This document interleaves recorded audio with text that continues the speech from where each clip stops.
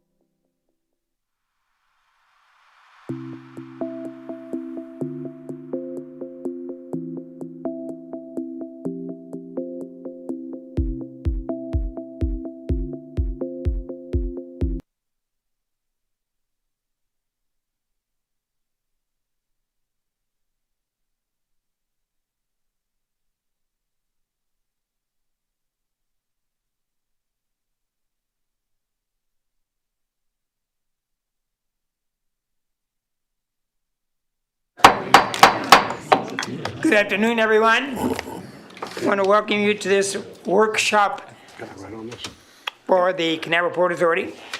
I'm going to ask everybody to stand, and Commissioner Fritz will lead us in a pledge.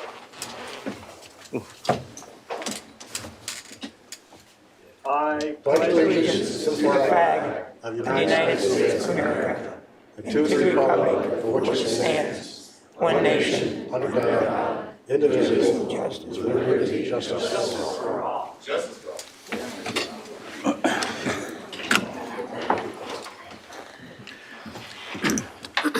Again, I want to thank all of you for showing up this afternoon.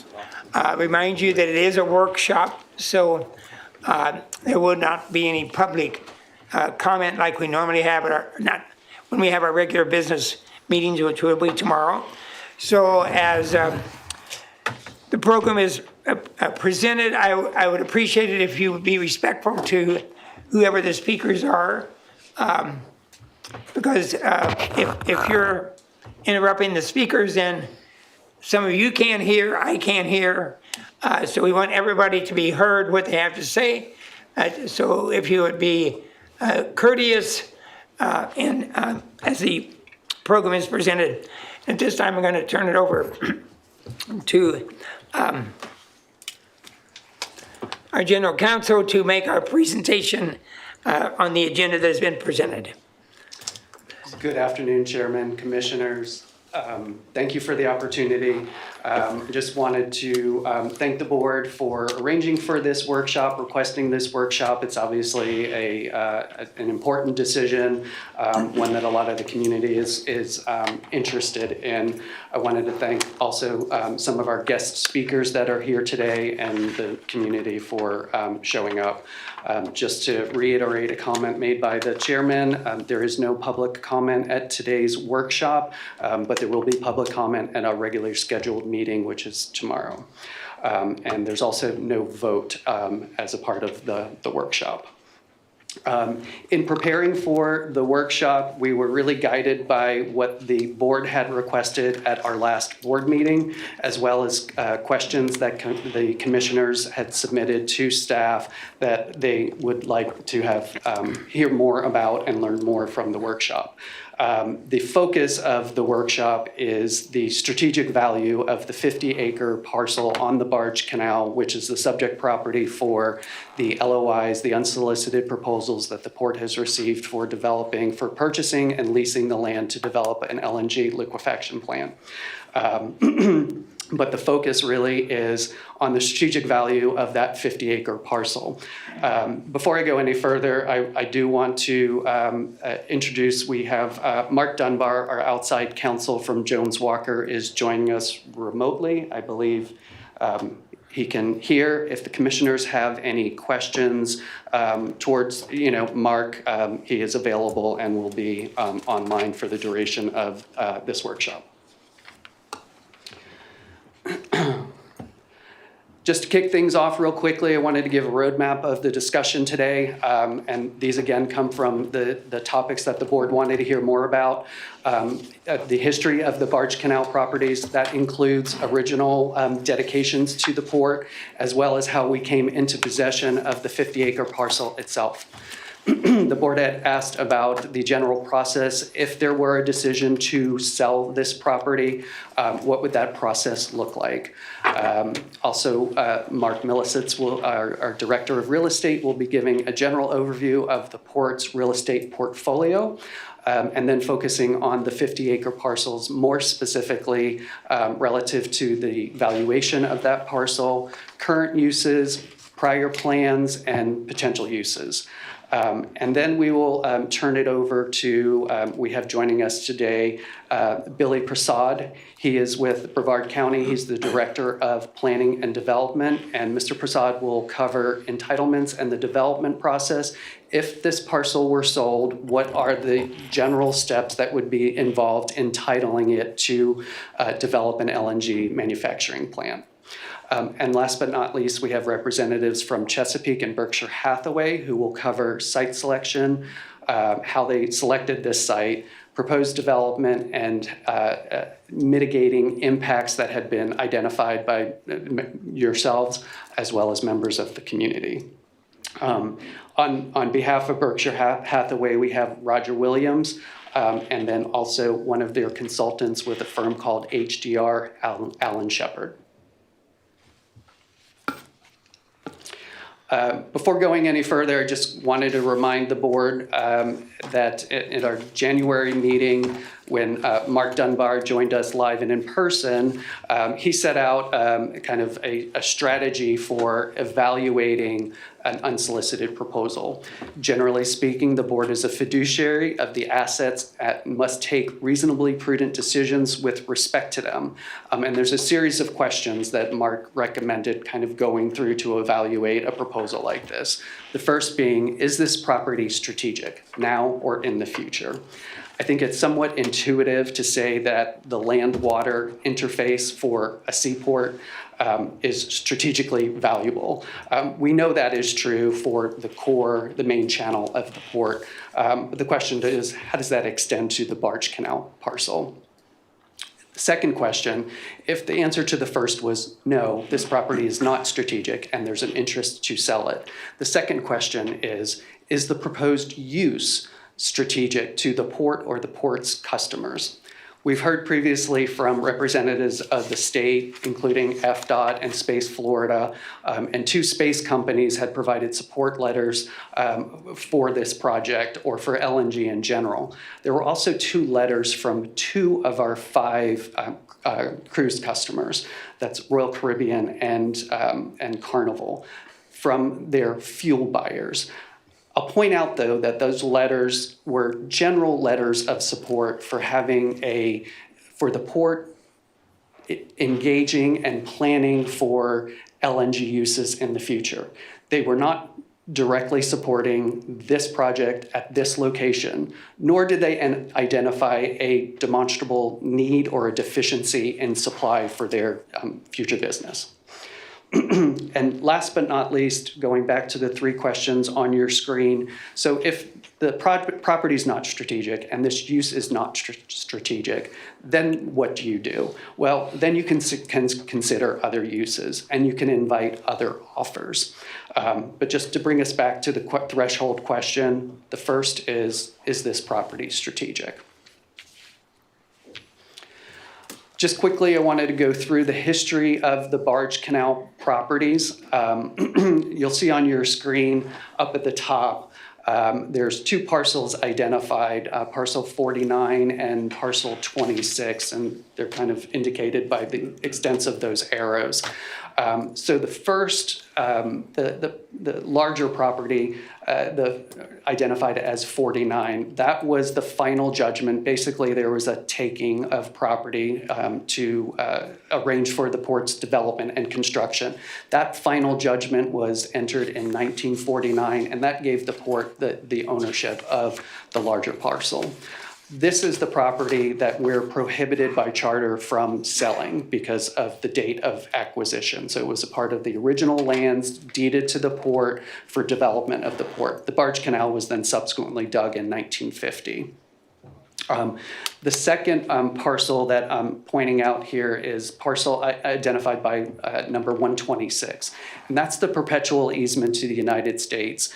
You've heard us talk about this generally as the core easement. This is the easement that they maintain, that they have to maintain the barge canal itself. So both of those things are kind of important to this overall discussion. That's why in the proposals that we received, there's a component that is a fee purchase and a component that is for a lease. Being these original conveyed parcels to us back in 1949, we cannot sell, we could only do a lease. This kind of carries out along Barge Canal where we have other fee owners that just have a lease on what we call the shoreline. And again, that's the property that we originally got that we cannot sell. Generally speaking, what we were deeded was about 500 feet. That easement is within that is about 400 feet wide, north to south. The canal width is about 250. And the shoreline on either side is about 100 foot. So how did we come into possession of the 50-acre parcel? Back in 1991, the port actually purchased 12 parcels out of a bankruptcy proceeding. The purchase price was $2.92 million. The property came from those two entities shown on your screen, Pro Tem and Barge Canal Properties. The portfolio that was purchased included a number of parcels. Parcel 10 is what we refer to as the 50-acre parcel today. And I put that in quotes in this presentation because there's not a current accurate survey. When we acquired these parcels, it included right-of-way on the south. Since that time, that right-of-way has been deeded, but then the property appraiser merged kind of the lines and got rid of the north line of what we purchased. So when you look at it on the property appraisers now, it looks like a huge parcel, but it's somewhere about 50 acres. And in order to proceed, we would obviously have to get a survey. Some of the other parcels that were deeded to us at that time were parcels 1 to 7. You may, and I think Mark will be able to point this out when he goes through some of the maps on the Barge Canal parcels. But after we acquired those in 91, and then in 1995, we actually sold those to the state of Florida. And that parcel lies just to the west of the 50-acre parcel that we're discussing today. Another piece of that acquisition was parcel 11, which we know today as the Bile Superior lease. And then there's a couple of smaller parcels within the Kelly Park subdivision. So all of that was acquired back in 1991. Had the ability to kind of go through some of our historic files. Thank you to Karen Citino, my paralegal, for digging those files out. And through that review, we looked at this original purchase, and we did find some staff memos and things that spoke to why this parcel was acquired by the port at that time. Generally, this land was viewed as a valuable asset because land of this type is scarce. Kind of to my earlier point about the shoreline that we own, it's really not wide enough to do much with other than control access to the barge canal, but combined with significant acreage of upland, now you've got a parcel that you could actually develop and do something with. So that's the kind of the second bullet. It's adjacent to the port-owned lands.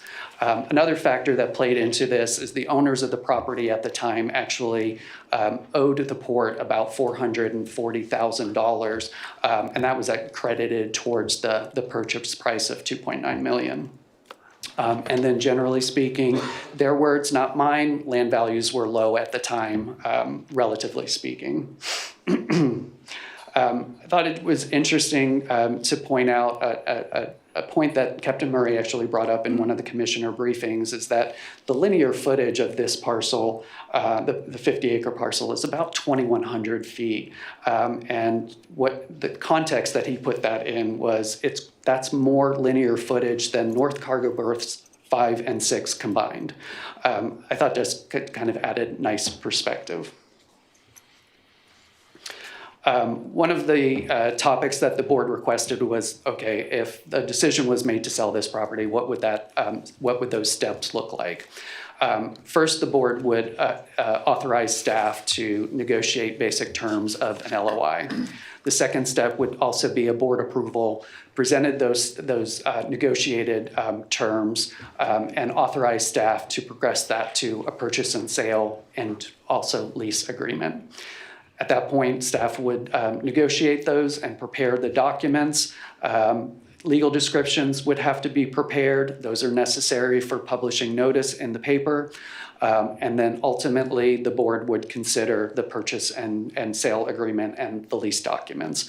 There's a possible additional board hearing if that negotiated lease terms included a lease over 30 years.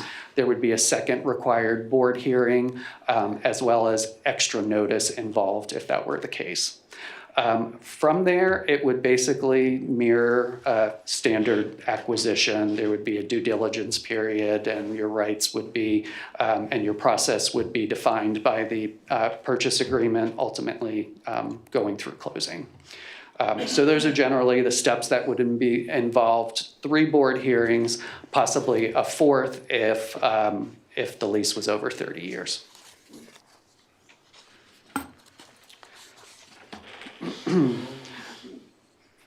At this time, I'm going to turn it over to Mark Millicitz, who's going to kind of give an overview of properties we have at the port and then focusing in on the barge canal properties.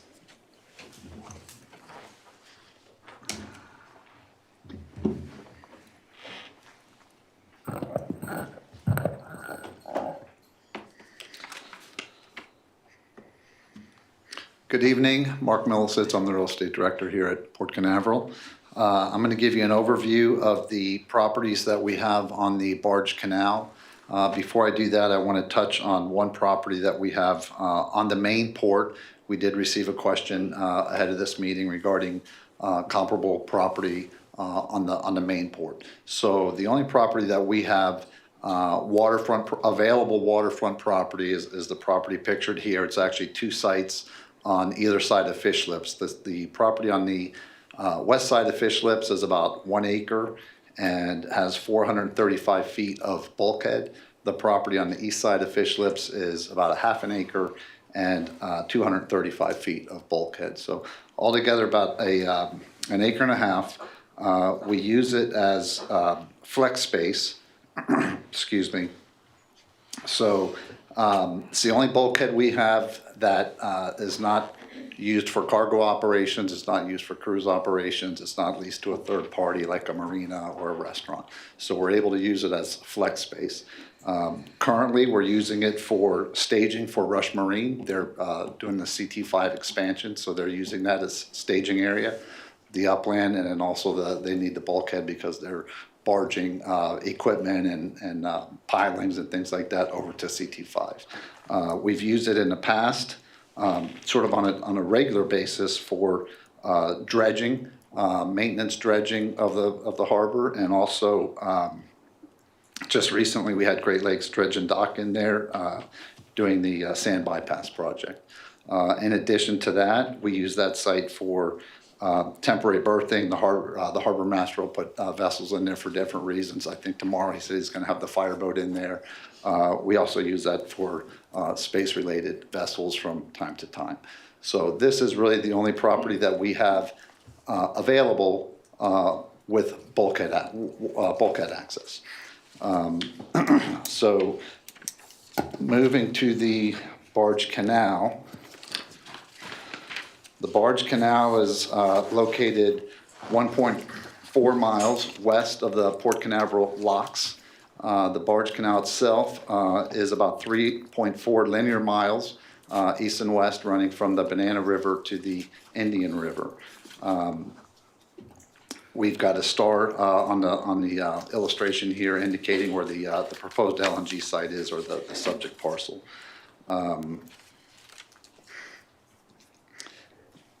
As identified by the Brevard County Property Appraiser's Office, the Canaveral Port Authority owns 17 parcels on the barge canal. Of those 17 parcels, 12 are leased to third parties, and they're fairly small parcels, ranging from 0.06 of an acre to about 4 acres. The remaining 5 parcels are larger parcels, and those are the parcels that will go through as being something that we would want to consider as relates to the subject parcel. So the starting on the west end of the barge canal, we have this site which is identified as, it's the westernmost site we have. It's the west end of the barge canal, identified by the property appraiser as 41 acres. That 41 acres is a little bit misleading because, as you can see, quite a bit of that is the submerged land, the canal itself. It's also the shoreline on the north side of the barge canal, which we don't really, we're not really using that for anything. So in this case, it's really just that portion on the south side of the barge canal. And if you were to measure sort of that west half of that area, you come up with about 12 12 acres of usable area. So we're really looking at a 12-acre site here. The southeast corner is used as, we lease that to Harbor Square Marina, and that's what provides them access to the barge canal for their marina, which they also lease from us, that area to the south of that access point. As we go east, the next property appraiser identifies it as 70 acres, but as you can see, it's almost entirely submerged land, really unusable for anything. The usable area is really zero. It's all submerged land, or the land that is there is very low lying. Right now, that property is essentially vacant. It's not used for anything because there's really no use for it. As we continue east, the next site, sort of similar story, 37 acres per the property appraiser. There's maybe 2 acres of usable area there. That's the southeast corner. That is immediately north of the Regal Boats site. They have indicated recently that they may be interested in leasing that little portion, that little 2-acre portion from us if they're able to identify a use. But the real, the real story is of the 37 acres, there's maybe 2 acres that are usable. The next site to the east is the subject parcel, the proposed LNG facility. That site is identified by the property appraiser as 125 acres. The main site is sort of the area right in the center, which is the area with the vegetation. That's about 56 acres. Craig mentioned there's a number of ways to really measure these parcels, but basically the 50-acre site that we're talking about, mostly vacant. The southeast corner is leased to Bio Brothers as part of a temporary use permit, which has about a year left on that. The important thing I think to point out here, and Craig touched on it, the main site, if you measure sort of that area of vegetation along the barge canal, you get 2,100 linear feet. And if you continue and look at sort of those 2 parcels east of that, which is part of the LOI and purchase agreement that we've received, you get another 900 feet. So you've really got 3,000 linear feet of waterfront. That is the topic of the proposal and LOI. That's almost 6/10 of an acre, 3,000 square feet. To compare that to the fish lip site that I mentioned earlier, that's combined about 670 feet, the bulkhead that we have at Fish Lips. And this waterfront is 3,000 feet, so almost 5x what we have at Fish Lips. Very valuable property, as Captain Murray always says. As a port, the bulkhead and the waterfront property is our most valuable asset here. So this is 3,000 feet, and not just bulkhead, substantial upland property as well, as part of that or adjacent to that water frontage. Moving to the east is it's a 7-acre site that we lease to Bio Brothers and Superior Marine. They use it as a boat yard. That lease expires the end of this year.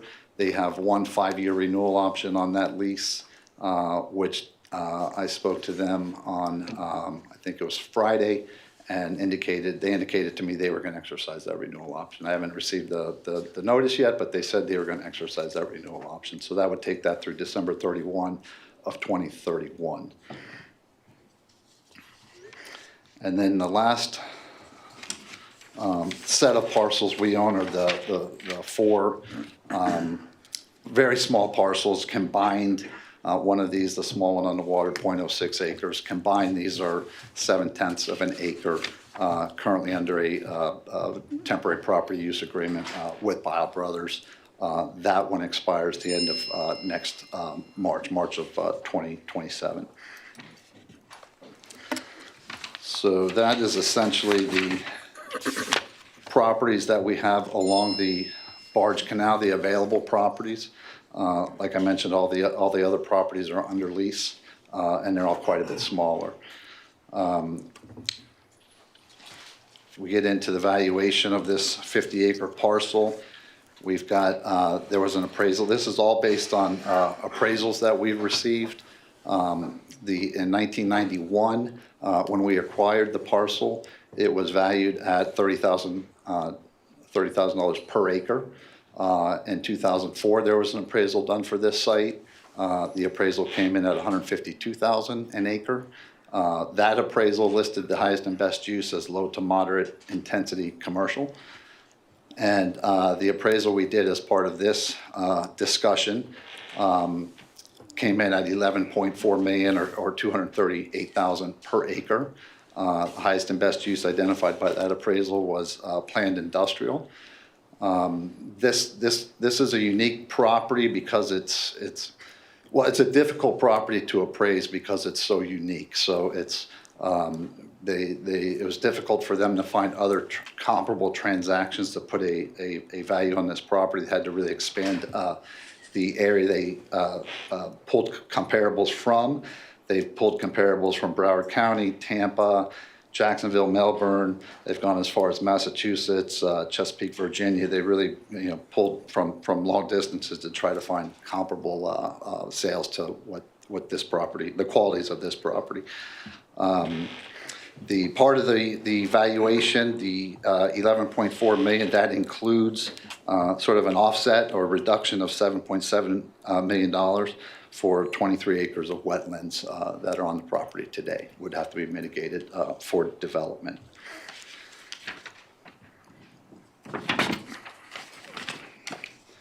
We were also asked to look at historical values of the property. So we were able to find from the Brevard County Property Appraiser a historical value chart, which is what we're looking at here. The only really the line to focus on is the blue line. That's the market value. The other lines are the taxable value, which are sort of skewed. So as shown in this chart, in the last 20 years, from 2005 to 2025, there's been a 112% increase in the property values. That's a compounded annual growth rate of 3.82%. In the last 5 years, those numbers have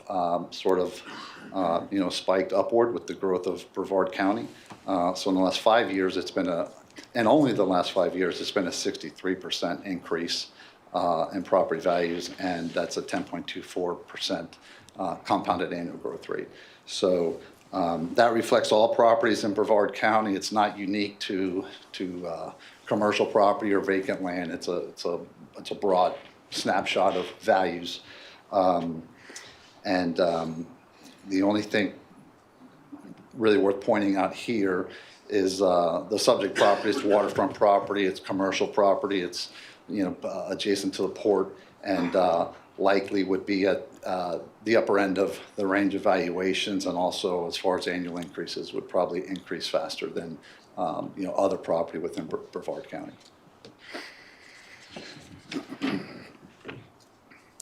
And that concludes my portion. Craig is going to go through the current and the potential uses.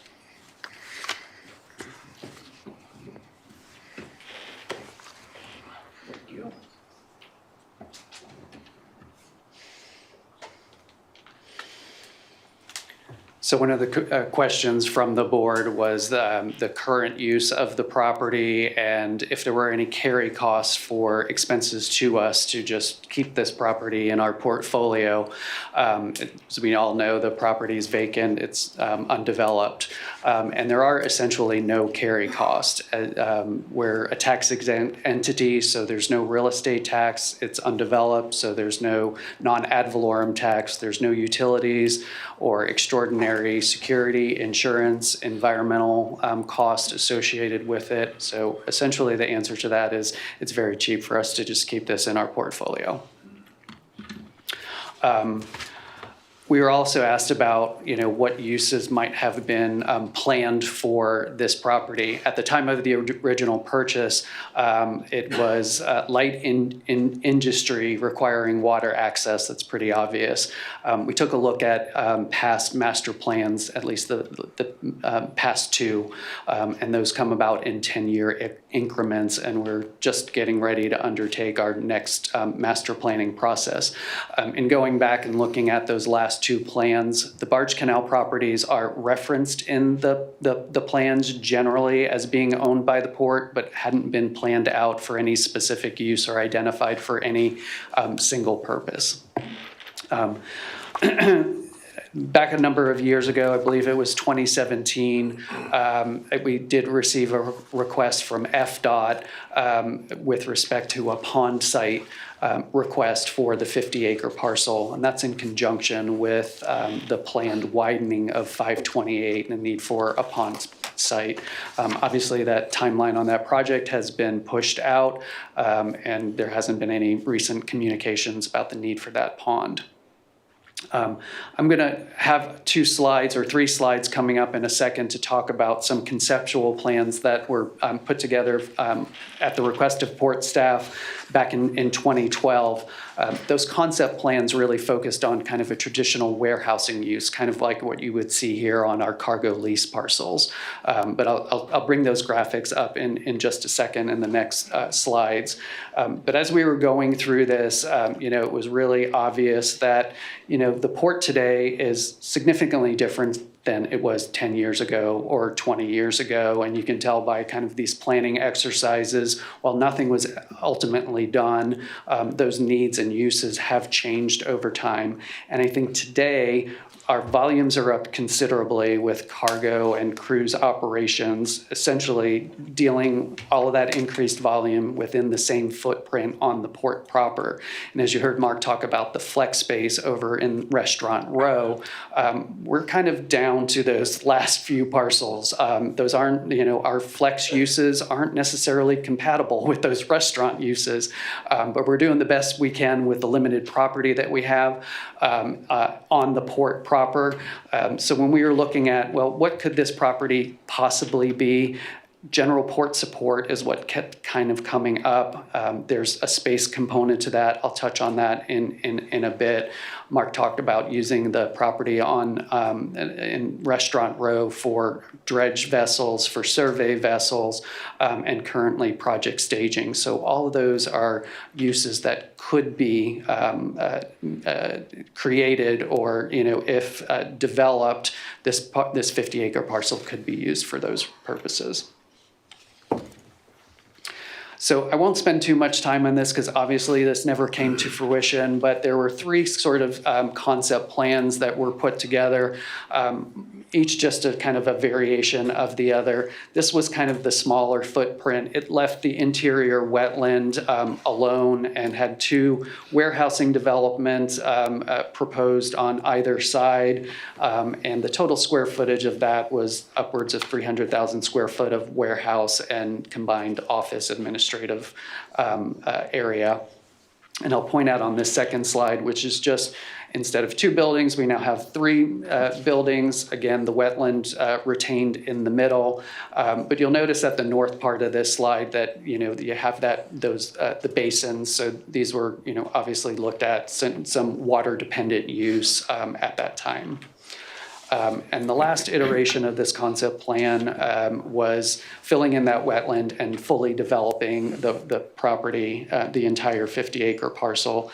And by this concept plan, that was about over 400,000 square feet of warehouse and office space.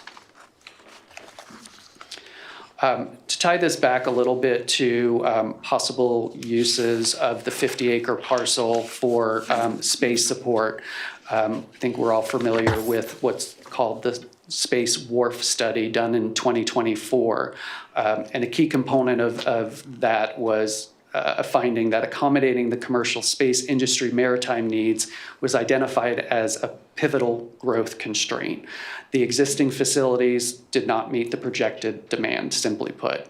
That report looked at two planning horizons, a near-term horizon and a long-term horizon, near-term being 5 to 10 years, and the long-term being 10 to 50 years.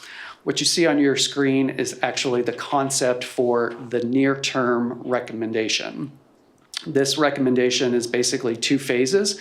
It was the creation of a new wharf in phase 1, and then phase 2 includes the cutout that you can kind of see in the middle basin and the replacement of the existing U.S. Army infrastructure that's there today. That near-term concept was reported that it would support project needs through 2033. Report done in 2024, here we are in 2026. I'll tell you the cost, the project, very ambitious, not easy to pull off. Here we are today with still, the port figuring out creative ways of adjusting to the demands coming from commercial space.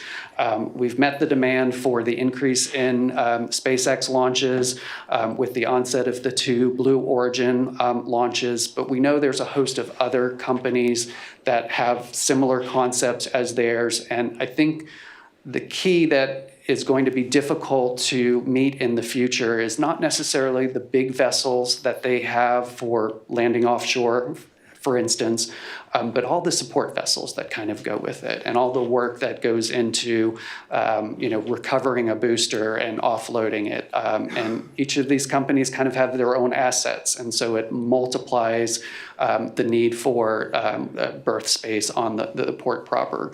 So if developed correctly, that could be something that this property could perhaps provide some relief for.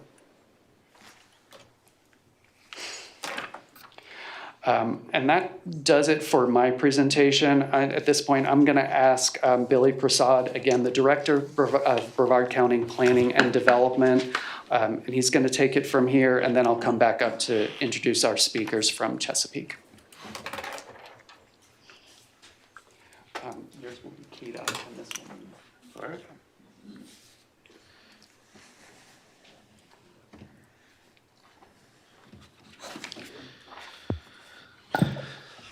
Good evening, Mr. Chairman and members of the Commission. Appreciate the opportunity to be here and speak.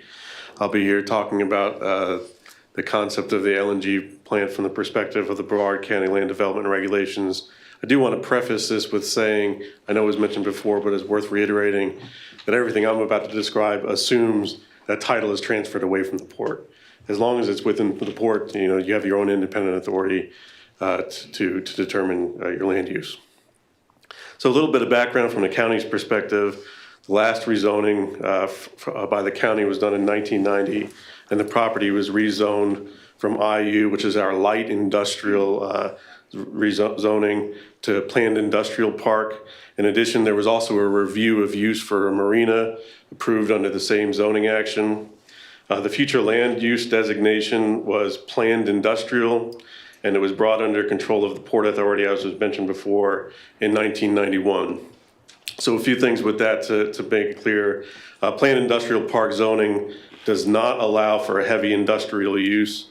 That requires IU1 heavy industrial zoning. In addition, would require a conditional use permit for heavy industry. It's one of the unique aspects of our heavy industrial zoning class, is even though it's in the title, you still need an additional conditional use permit to actually use it for the use of heavy industry to determine whether it's appropriate for site-specific.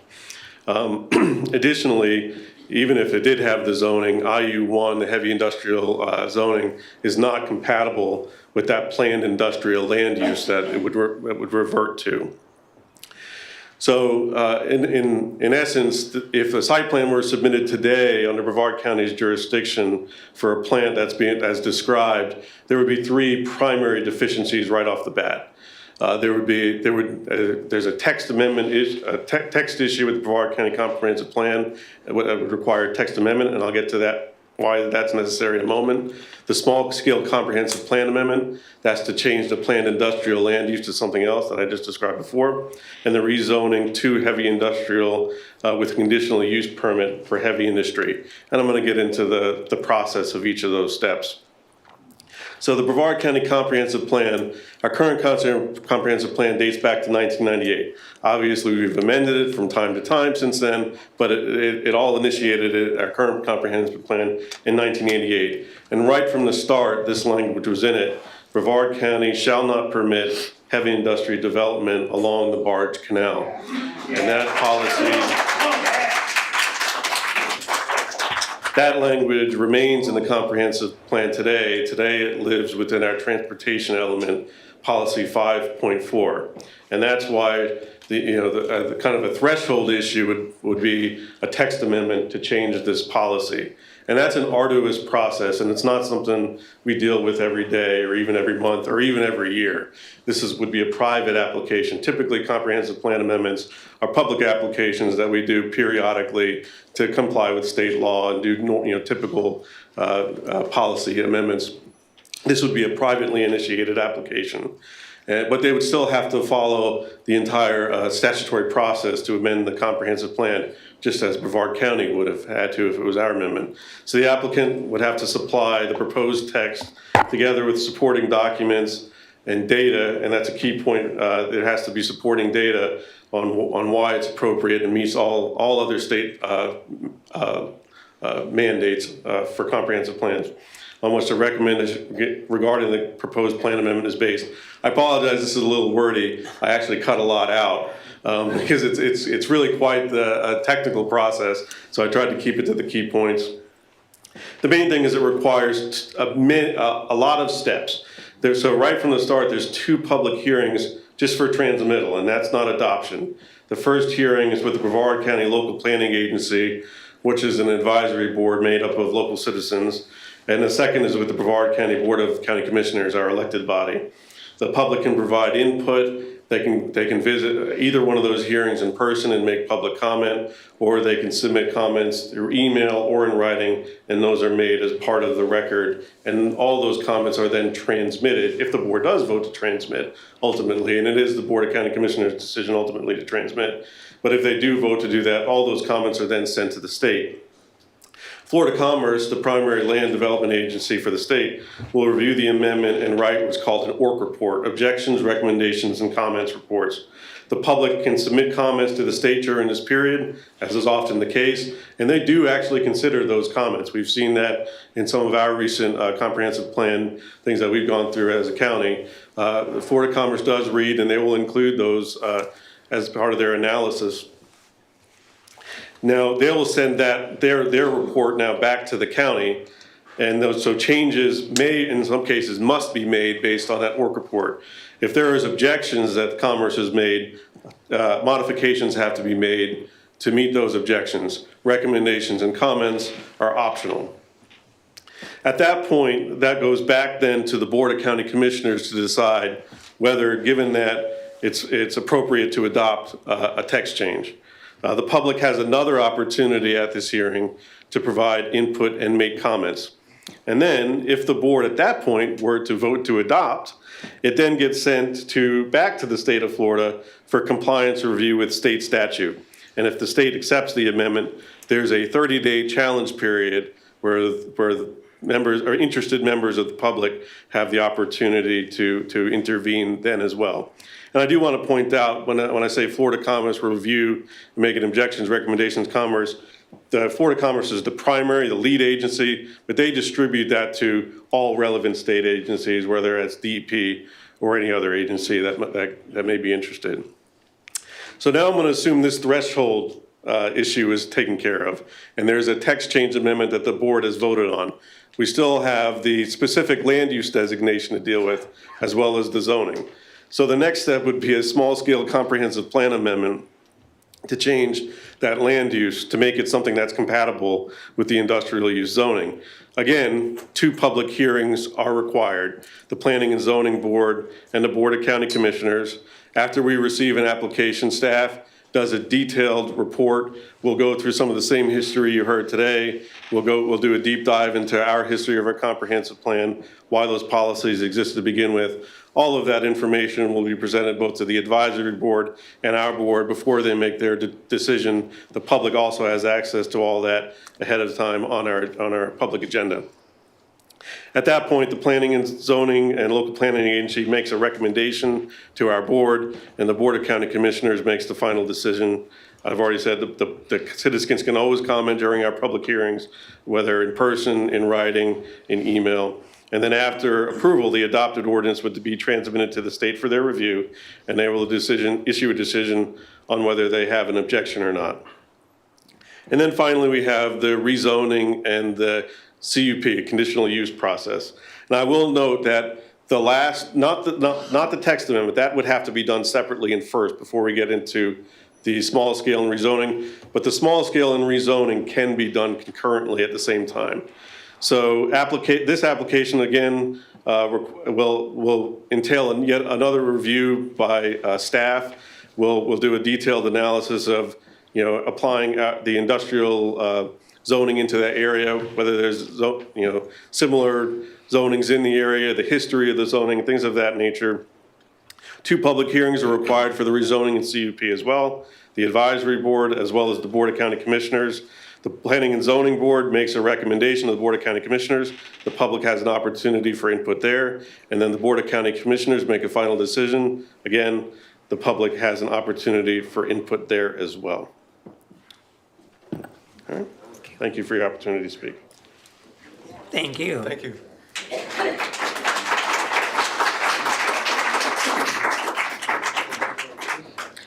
Thank you, Mr. Prasad. At this time, we have representatives from Berkshire Hathaway and Chesapeake Utilities to provide a short presentation that they've prepared. Roger Williams and Alan Shepard, who is a consultant for the team. I'll let them give their titles so you don't have to hear them twice.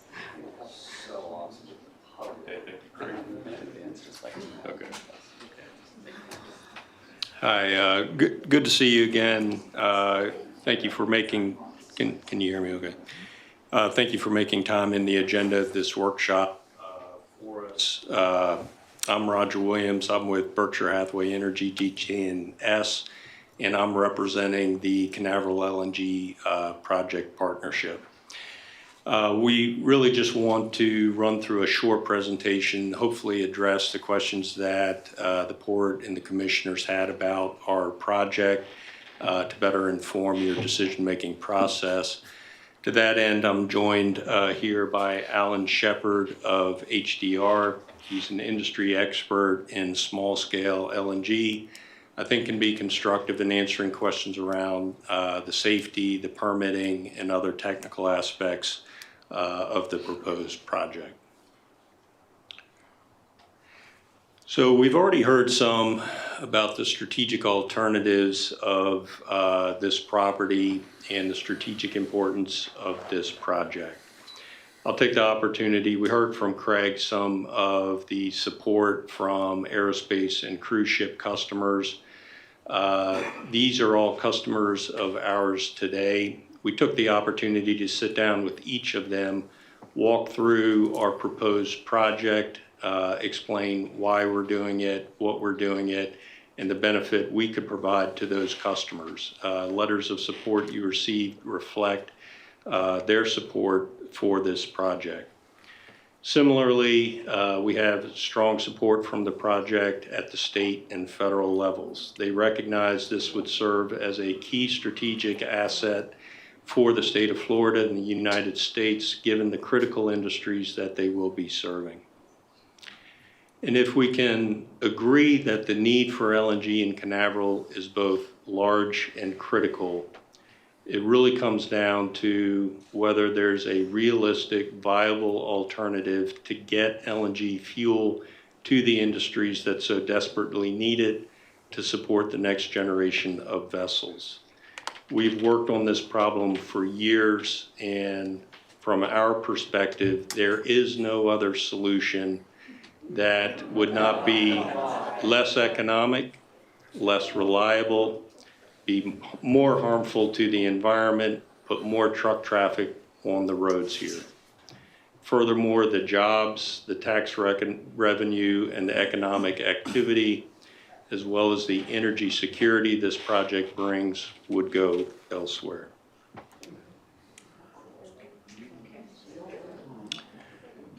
We've received some questions around what are the other local alternatives for siting an LNG project. And I think it's instructive to walk through the journey we've been on, where we started and where we are now.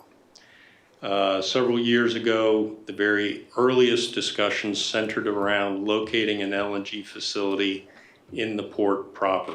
That's where it was laid out in the port strategic plan last time that was conducted.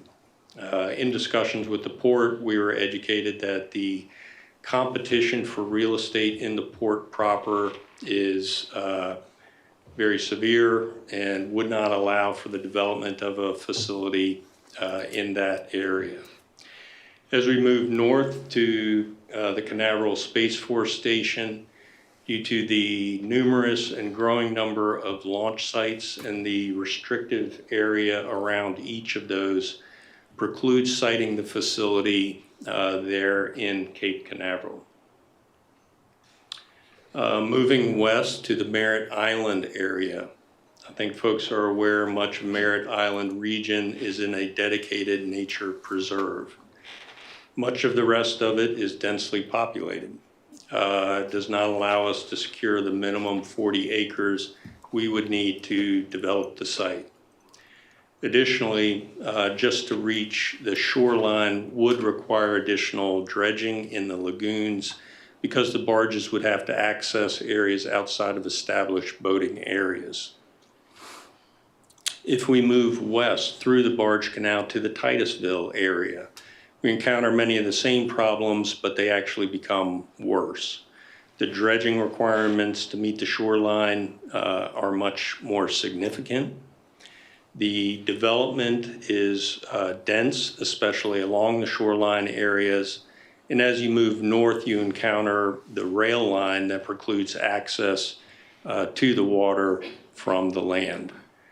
So that's really brought us back to the only local solution for producing LNG in Canaveral is the property along the barge canal. And that's why we're here tonight. It's not an easy path. We heard from the county. There's a lot of hurdles to cross, but infrastructure development's not easy. And we're here prepared to take that journey.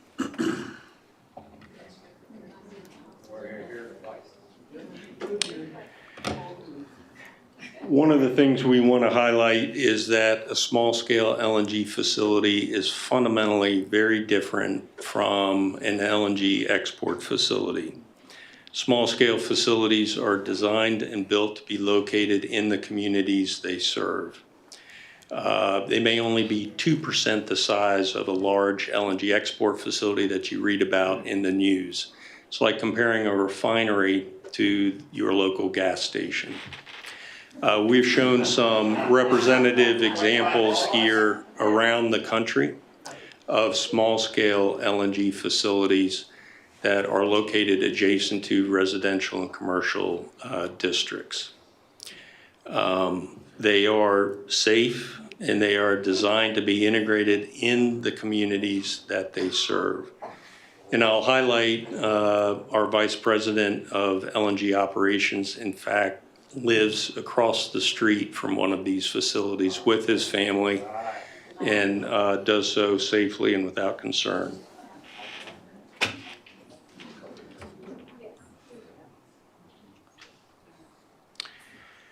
We've received a lot of questions around the design of the facility. We can answer some of those, others we can't answer with a great degree of certainty because the people that get to make that decision aren't in the room with us tonight.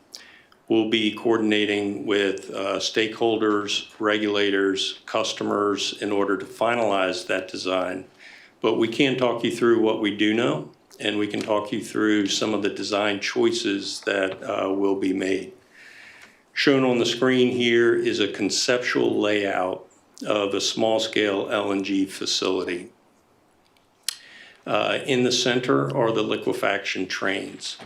This is where the natural gas vapor is received, chilled to the point that it becomes a liquid. That would be developed in phases in order to match the LNG demand in the Canaveral region as it grows over time. Just above that is a turning basin that would be developed. This allows barges to exit the canal, berth on the project site, and fill without obstructing the recreational traffic that transits through the barge canal. The largest structures on this project site would be the LNG storage tanks. Shown here, they're roughly 60 feet tall. That is actually lower profile than many of the LNG sites that you may see or visit. And the last thing I'll point out is we've shown both a potential power generation site as well as a power grid connection. One of the design choices that would be made as we move forward is, do we run the facility off of power from the electric grid, or do we generate it on site ourselves?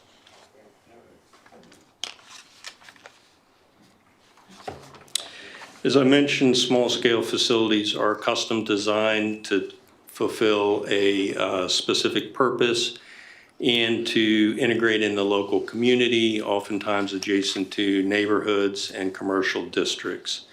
Therefore, the visual aesthetics of the development are a critical part of the design process. Here we would envision having a setback from the roadway that would allow the incorporation of trees or landscaping, whatever we decide is most appropriate for the facility. We would also have a perimeter wall going around the project site.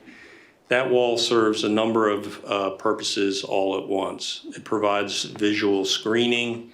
It provides security to manage access into the project site, as well as provides a barrier to block extraneous light or noise from impacting off-site properties. At this time, I'm going to turn it over to Alan, and he'll touch on some of the additional project design considerations. Yep, thank you. Good afternoon. Alan Shepard. I'm with HDR Engineering. I lead our LNG practice. I'm out of Savannah, Georgia. We have the Elba Island LNG terminal there, and I've been working at that terminal and other facilities for 27 years now, so quite a while.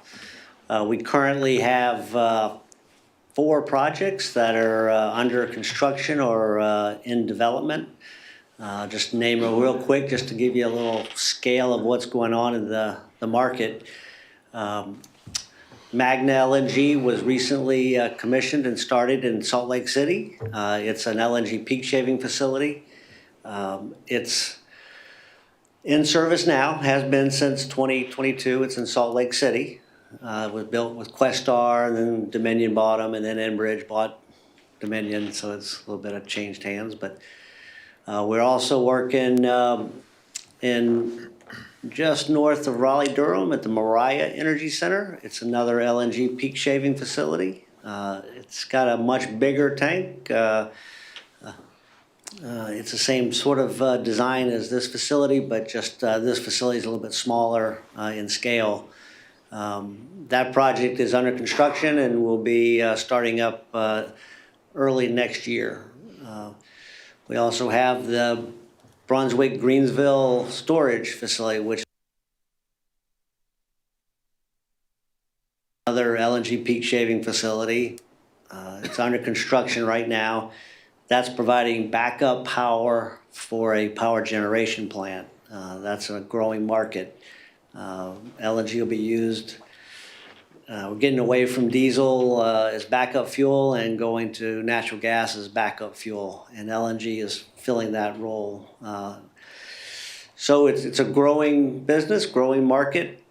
People want to use LNG. It's much cleaner burning, much safer to use, and a better fuel long term.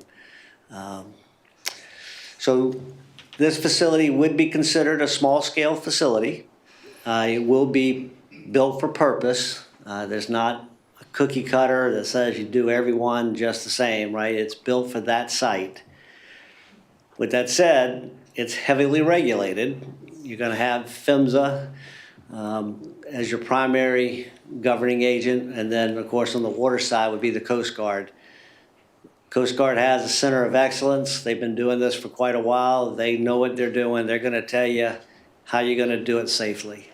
Same thing for PHMSA. They are the authority having jurisdiction on a lot of these projects, and the regs are out there, and you got to follow the regs. Obviously, we have local ordinances, concerns about sound. We're going to go to great lengths to mitigate the sound from the facility. We're also going to meet the requirements of the local ordinance, right? They say 60 dBA at the property line. We're going to do it. So we're going to fulfill those obligations in our design. One concern that usually comes up with this: what happens when you have a spill of LNG? It's liquid. As soon as it comes into the atmosphere, it turns into vapor. The vapor is colder than air because it's minus 260, so it's heavier, and it'll travel. And so you have to model. Again, it's very prescriptive. PHMSA code, NFPA code, PHMSA codes tell you exactly how to model it and what software to use. It's 3D modeling. And the bottom line is we cannot affect anybody off property. So we have to do whatever it takes to stay on property. And so the PHMSA codes will mandate that. Same thing for thermal radiation. If we have a spill and it were to catch fire, that fire cannot affect our neighbors. We have to do the safety calcs to comply. It's just a fact it is, right? It's the way it is. And that's prescribed by code. This industry is very established. Elba was built in '72 and has been operating on and off ever since. They've got the Everett LNG facility that's been operating in downtown Boston since that same time period, trucking LNG right through Boston. Many peak shaving facilities across the country have been operating, again, 40, 50 years is not uncommon for a lot of these facilities. So I'm going to go to the next slide.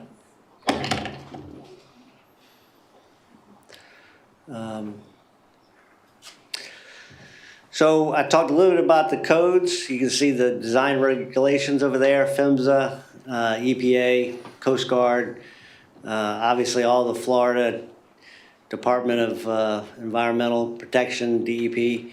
All of those codes are going to be applied to us. As far as air permits go, we're going to have an air permit for the facility. Again, very much prescribed by code on what that is, what that entails, right? There's state limits. We're going to meet all those state limits. We don't have a choice, right? That's it's not an optional thing, right? That's going to be done. Cooling water, we don't take any water from the canal. Everything we have is closed loop, so it just recycles around. It's got a little bit of glycol in it, propylene glycol, which is safe to animals and everybody. And so that's a closed loop system, so we're not taking any water out. We're not putting cold water back in. We're not putting hot water back in. It's all internal to the site. Odor is always one. People, is it going to smell? We do have odorant in natural gas, right? We do it on purpose. So if there's a leak, you know there's a leak around your house. When we do our liquefaction, though, we have to remove that odorant, and we destroy it through a thermal oxidizer and burn it. So there's no odorant that comes out of the facility itself, right? It's a very clean process. If you spill natural gas, it evaporates, and it's not like you're gonna contaminate the waterway. There's no oil to be released to the site. So a very low impact site. And we'll talk a little bit about the wildlife. Again, we don't have much of an impact. Obviously, the waterways, the manatees will be, there's a study, we've already done some seagrass studies, and we've looked at the manatee impact, and we're addressing all of those concerns with the wildlife DNR. I hit on noise a little bit ago. We're going through, and we haven't done any design yet, so nothing's finalized by any means, but there are a lot of measures you can take to mitigate noise. Obviously, one is a wall, right? That helps, right? Another is a building. You put everything in a building. You put enclosures around all your rotating equipment, and you mitigate the noise. And again, we're going to meet all local ordinances. So the highway running right by us is going to be louder than what it will come from the facility, right?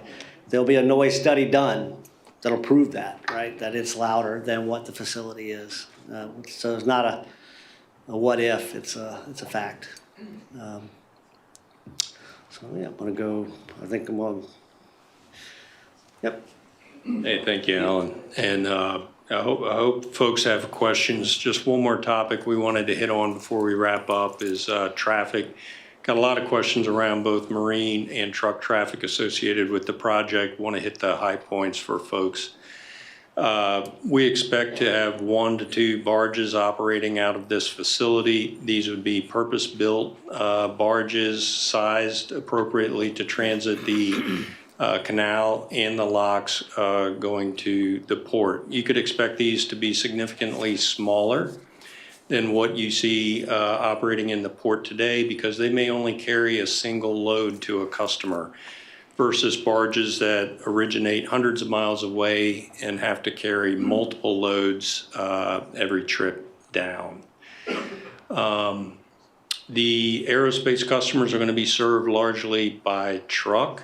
Currently, all the aerospace LNG deliveries we are making, the trucks transit on State Route 528, go across Merritt Island, through the port and to Space Force Station. By virtue of locating this facility on the easternmost part of Merritt Island, it does abbreviate the truck traffic going across the island.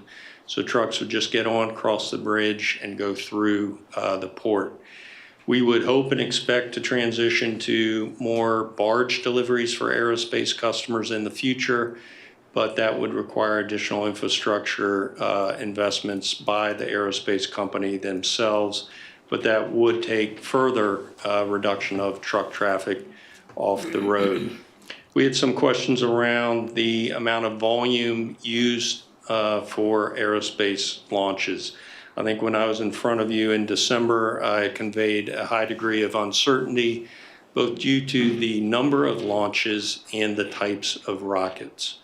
What we have shown here in the blue box is for the 3 companies that have active launches utilizing LNG fuel, publicly available estimates of their fuel tank sizes. So you can see there's a large difference depending on the type of rocket that's being launched. Each truckload is roughly 10,000 gallons. So you can see the fuel tank capacity ranges from about 7 truckloads to 70 truckloads for the largest Starship vessel, with additional volumes being utilized for pre-flight testing as well as makeup of boil-off losses. So that's our last slide. Just to conclude, I want to highlight, we are making an effort to educate everybody on LNG. I believe the more people learn about small-scale LNG the more they learn about our companies, the more comfortable they become with the benefits that we can deliver. We welcome the inquiries from stakeholders. We welcome the oversight from our regulators. And we very much welcome the input from the local communities that will all hold us accountable for developing this in a very responsible manner. So really appreciate the time. We're going to hang out up here in case there's any questions or discussion topics that we can be helpful with. Thank you, Roger.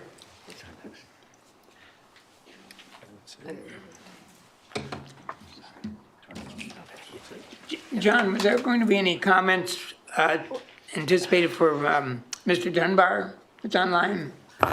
No, No? Okay, he's available in case you have questions. okay.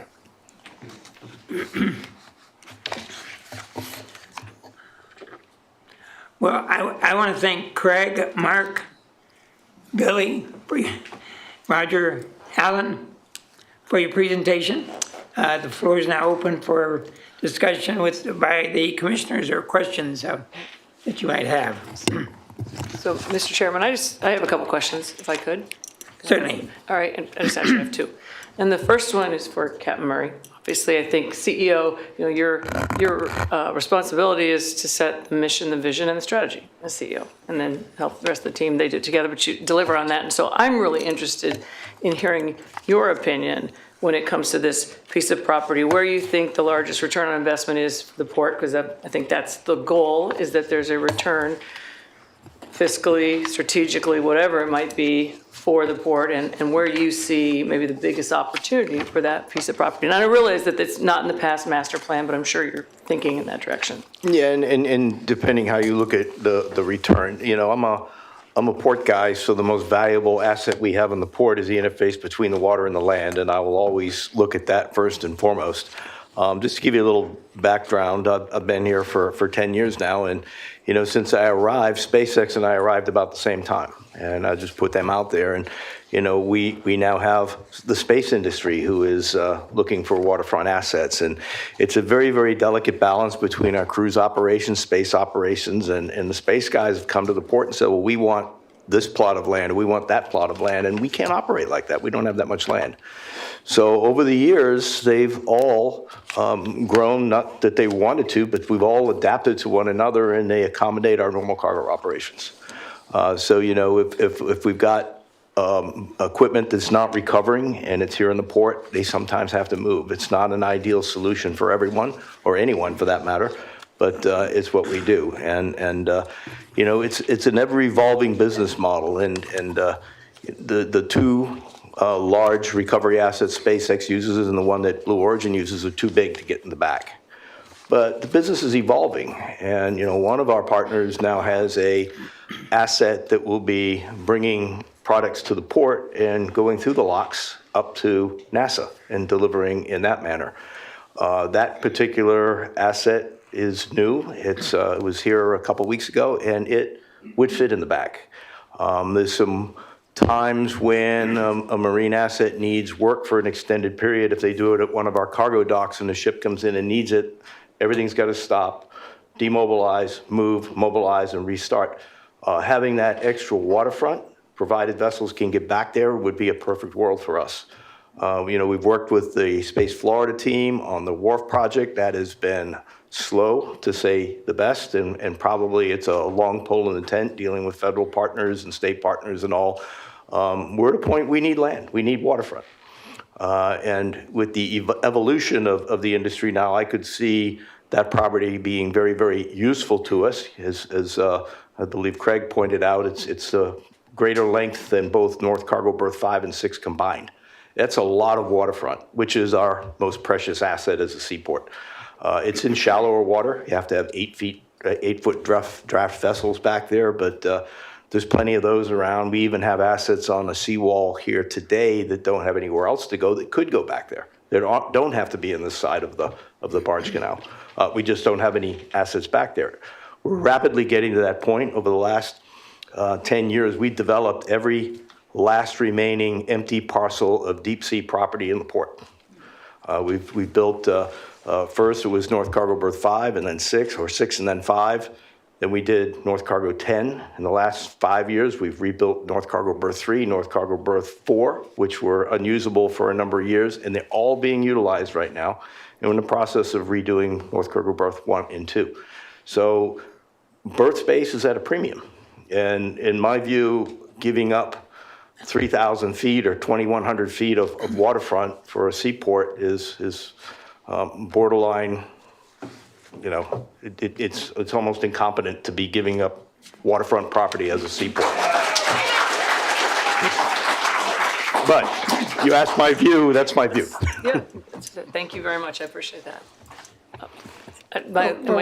Go ahead. I'm No, sorry. no, actually, the second one is something for, this is just more of a process kind of a thing, because I don't know exactly how it works, but if we decided we wanted to vote tomorrow on something, I was just going to ask Craig really what the language would be, and again, this is just asking from a legal, you know, what that would be. You don't have to answer that now, I mean, it was just kind of like, because it goes back to, what are we really voting on, right, in the strategy? Okay, perfect, so you got that, so that's all, so we can answer that, or today or tomorrow, it doesn't matter, but I just wanted to share. Thank you. I was just going to point out that I was on the board in 1991 when we bought the property. And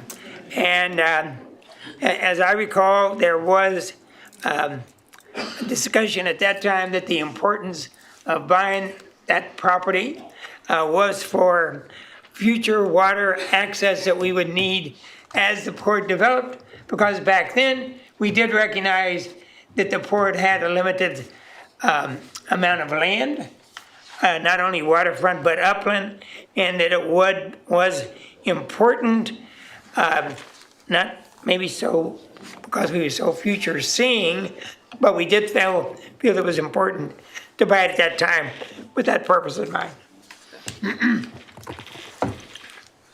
Mr. Chairman, I did go visit the Jacksonville LNG facility, and I still have the same questions I had the last meeting. There was a smell of eggs that you typically smell with liquefied or with natural gas. How would that be dealt with? I keep hearing the word small, but the facility here is proposed to be double the size of the one in Jacksonville, which I don't understand that. And then the noise. So I've asked, are we gonna be running generators that are natural gas generators, or are we gonna have FPL providing power to it? And I still don't have those questions. So at this time, like, I'm gonna make a motion in the morning out of the gate that we put this thing to bed.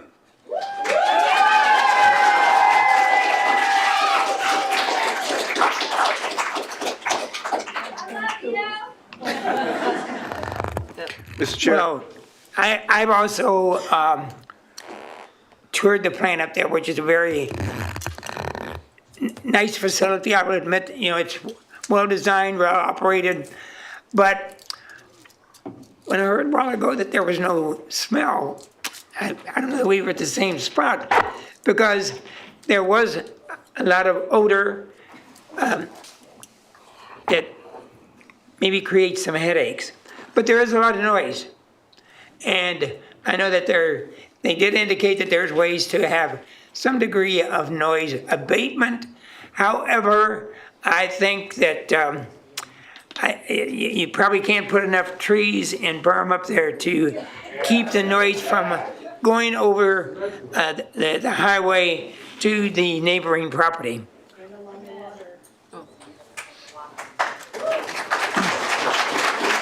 When I say the neighboring property, the neighborhoods on the other side of the highway, which is not only a lot of development, schools, it's all there. And it's the largest, I think, Roger, I'm sorry, Captain Murray, that this is the largest piece of undeveloped land that we still have at the port. Yes, sir, it is, and to Commissioner Craig's original question, you know, one thing I didn't say is that, you know, the barge canal is 3 miles long, and we own 50 feet on either side of the canal. We have no access to that 50 feet except by the water if we don't have these parcels on the south side. It's great to have 6 miles of linear waterfront, but if you can't access it, it doesn't do you much good.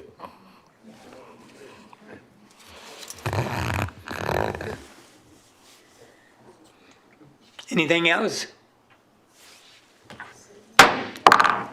The workshop is closed. Look at that. Efficient. I'm gonna get to meet, no, just kidding, I'll get to see him. I'll get to see him.